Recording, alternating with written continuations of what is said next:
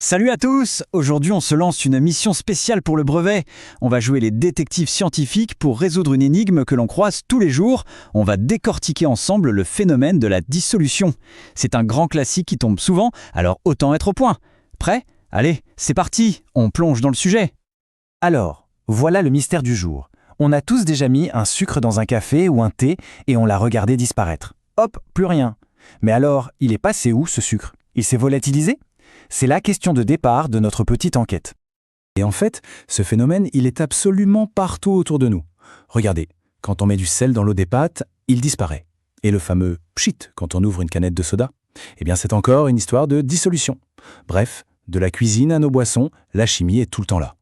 Bon, pour démarrer cette enquête, on va faire ce que font tous les bons scientifiques. On va d'abord rassembler des indices. Et pour ça, rien de tel qu'une petite expérience, toute simple, vous allez voir. Alors, regardons le montage. On a nos deux suspects du jour. D'un côté, un morceau de sucre, de l'autre, un bout de polystyrène. L'idée, c'est de les plonger tous les deux dans l'eau et d'observer ce qui se passe. C'est la première étape, l'observation. Ok, petite pause. Avant que je vous montre le résultat, à votre avis, que va-t-il arriver au sucre et au polystyrène? C'est ça la démarche scientifique, vous savez. On observe, on fait une hypothèse et seulement après, on vérifie si on a eu raison. Et voilà le verdict de notre expérience. Le sucre a complètement disparu. L'eau est redevenue transparente. Le polystyrène, lui, il est toujours là, il flotte tranquillement. On tient notre premier indice et il est super important. Certaines matières se mélangent à l'eau jusqu'à devenir invisibles et d'autres, pas du tout. Ok, on a vu ce qui se passe à notre échelle, à l'œil nu. Maintenant, il est temps de chausser nos super lunettes de chimiste et de zoomer, mais alors un zoom de malade, pour voir ce qui se passe au niveau des toutes petites particules. Et voilà, le secret est là, c'est ça qui est génial.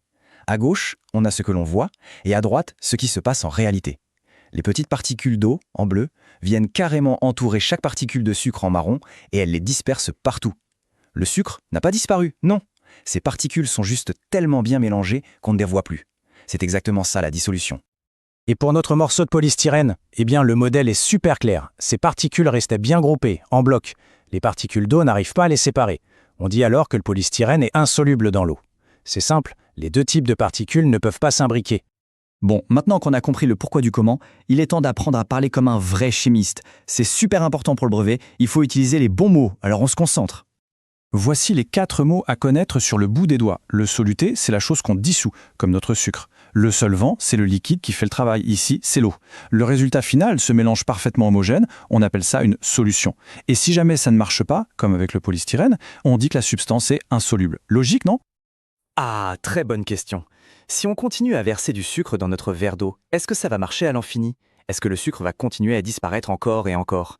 Eh bien, la science nous dit que non. Regardons ce qui se passe en pratique. Au début, nickel, le sucre se dissout. On en met un peu plus, ça marche encore. Mais à un moment donné, le solvant est en quelque sorte complet. Il n'y a plus de place pour accueillir de nouvelles particules de soluté. Le sucre qu'on ajoute se dépose alors au fond. On dit que la solution est saturée. Et là, attention, un truc fondamental en chimie. Regardez bien cette expérience avec la balance. On pèse le bécher avec l'eau et le sucre avant de mélanger. Et on le pèse à nouveau après. Qu'est-ce qu'on remarque? La masse est exactement la même. Le sucre est devenu invisible, mais sa masse, elle est toujours là. Cette expérience, elle illustre une des plus grandes lois de la chimie, celle de la conservation de la masse, qu'on doit au célèbre chimiste Lavoisier. Lors d'une dissolution, la masse totale du début, soluté plus solvant, est toujours égale à la masse totale à la fin, celle de la solution. Rien ne disparaît vraiment, tout se transforme, ou plutôt ici, tout se disperse. Maintenant qu'on est des experts de la dissolution des solides, on va appliquer ce qu'on a appris à un autre mystère, les bulles dans les sodas. Parce que oui, les gaz aussi peuvent se dissoudre.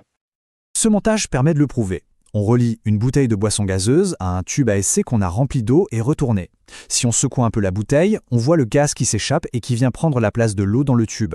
Ici, le soluté, c'est un gaz, le dioxyde de carbone, et le solvant, c'est toujours l'eau. Et voilà, le mystère du pchit est résolu. Ce fameux son à l'ouverture, c'est tout simplement le gaz qui a été dissous de force, sous pression, dans le liquide, et qui, d'un coup, s'échappe pour retourner dans l'air. C'est une dissolution de gaz dans un liquide, tout simplement. Notre enquête touche à sa fin. Il est temps de rassembler toutes nos trouvailles dans une fiche de révision super claire. Un vrai kit de survie pour être au top le jour de l'épreuve. Voilà le vocabulaire à maîtriser. Une solution, c'est un mélange homogène. Une solution saturée, c'est quand on a atteint la limite. La conservation de la masse, c'est la loi à ne jamais oublier. Et le déplacement d'eau, c'est le nom de la technique pour récupérer un gaz. Un résumé parfait à bien avoir en tête. Et pour finir, les 4 règles d'or de ce chapitre. Premièrement, la définition de la solubilité. Deuxièmement, l'explication au niveau microscopique. Troisièmement, la loi de conservation de la masse, super importante. Et quatrièmement, ne pas oublier que ça marche aussi pour les gaz. Avec ça, vous êtes vraiment paré pour n'importe quelle question sur la dissolution au brevet. Et voilà, enquête terminée et avec succès. La prochaine fois que vous dissoudrez quelque chose, vous saurez exactement ce qui se passe au niveau des particules. Le sucre ne disparaît pas, il se dissout. On termine avec une question pour les plus curieux. Si le sucre est toujours là, mélangé dans l'eau, est-ce qu'il y aurait un moyen de le faire réapparaître, de le récupérer? C'est une excellente piste pour une prochaine enquête. Si tu as tout compris, bravo, tu as l'étoffe d'un vrai scientifique. N'hésite pas à partager cette explication pour aider tes camarades à réviser. À bientôt!